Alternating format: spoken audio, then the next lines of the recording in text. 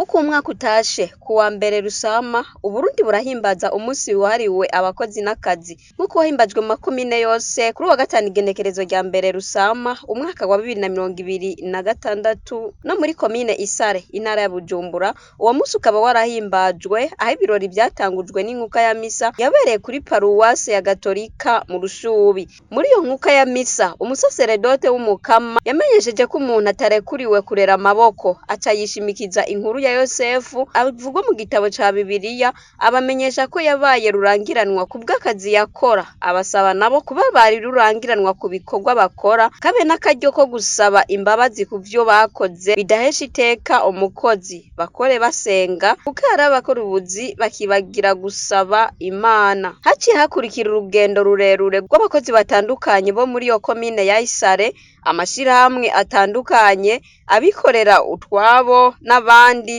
bose bakaba bari baje bava mu mazone agize iyo komine. Urwo rugendo rukaba rwatanguriye kuri iyo paruwase rubashikana ku mugwa mukuru wa komine Isare aho ibirori vyabereye.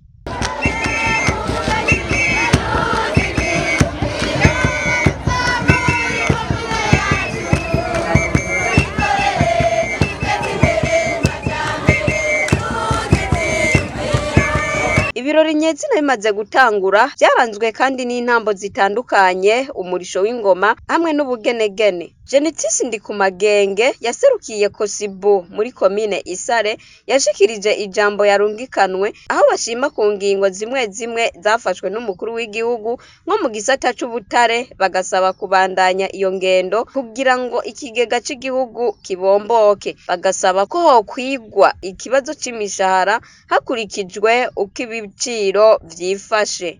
Inari mpuzamasendica z'abakozi zasubiye kumenyesha yuko mu buzima mu Burundi bubandanya kuzimba cyane bigatuma ubushobozi bwo kwikenura ku bakozi bugabanuka cyane.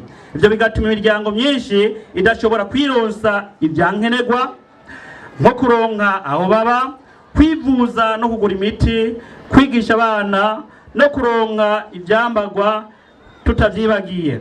Ariko rero nitworeka gushima ingingo zimwe zimwe mwafashe nyene icubahiro nko mu gisata c'ubutare aho mwebwe nyene mwihagurukiye mu kizamura, tukaba tubasaba ko mwobandanya iyo ngendo kugira ngo ikigega c'igihugu kibomboke. Nyene icubahiro mukuru w'igihugu cacu c'u Burundi inari mpuzamasendica n'abakozi zirasavye ibikurikira kugira ngo ivyo bibazo bitoregwe nyishu. Isubirwamo ry'imishahara y'abakozi hakurikijwe uko ibiciro vyiyongera ku isoko kugira ngo ubushobozi bwo kwikenura ntibugume bugabanuka. Gushira inguvu nyinshi mu kugwiza umwimbu mu gihugu na cyane cyane mu gisata c'uburimyi n'ubworozi. Gutorera inyishu irama ikibazo c'ibitoro kandi yihuta kuko gifise uruhara runini rutuma ubuzima buzimba. Kugabanya igwirirana ry'amakori n'amatagisi mashasha uko umwaka utashe. Gutorera inyishirama ikibazo c'amatara n'amazi. Kwemerera amakinga, amapikipiki n'amatukutuku gutwara abantu n'ibintu gukora neza binashobotse bakarenga ibiraro bimwe bimwe by'amakarati amwe. Ibyo bizofasha kugabanya ibiciro byo kwiyunguruza n'igabanuka ry'ibiciro by'ibidandazwa. Kugurura urudandazwa kuri bose babishoboye aho kubihebera bankunzi. Gushyiraho umugambi wo kugwiza uburaro muri iki gihe ibiciro byo gupanga amazu byabaye ndanse. Mwijambo ry'umukuru w'igihugu ryashikirijwe na musitanteri wa komine Isare Leonidas Ntirandekura yakeje ugwaruka kuko rwijukiye gukorera hamwe amenyesha ko uwo munsi mukuru w'abakozi ari akaryo ko guhanura abakoresha bafata nabi abakozi no guhanura abakozi b'ibinebwe kugira bakunde akazi aho yamenyesheje ko gukunda igihugu ari kugikorera. Samajambo asosa dukeneye ibikorwa vyunguka bigwiza umwimbu atari uwo kurushi, umwimbu mwinshi turonka dukurikije amategeko y'akazi n'ay'igihugu.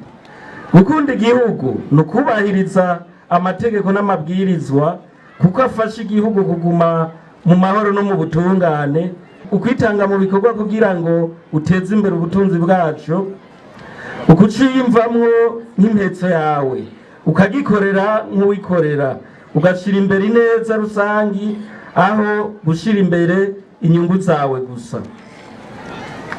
Gukunda igihugu no gucungera amahoro n'umutekano, gutsimbataza ubumwe ku kazi, mu kibano no mu gihugu cyose, kukigwanira igihe cyose vyoba bikenewe. Gukunda igihugu no gufasha leta kurwanya ubukene, ivyo navyo bica mu kuriha amakori n'amatagisi, kurwanya abakaboko, abarya canke abatanga ibiturire, hamwe n'abasesagura ubutunzi bw'igihugu. Intango ni nziza, dukomeze ishaka n'umwete, imbere ni heza, imbona kazoza nta gisivya tuzoyishikako, ariko kuyishikako birafise ikiguzi. Mu kuguma turi maso ducunganye n'ico cyose coza gitumbereye kuduca intege, tugwize ibikorwa n'umwete wo kubikora, turabe imbere ntidukebaguzwe. Tubibutse ko uwo munsi mukuru wahimbajwe ku civugo ngo ibikorwa n'iryo teka, umurundi wese akoresha impano yiwe mu kubaka imbona kazoza. Turateramisha n'ukuri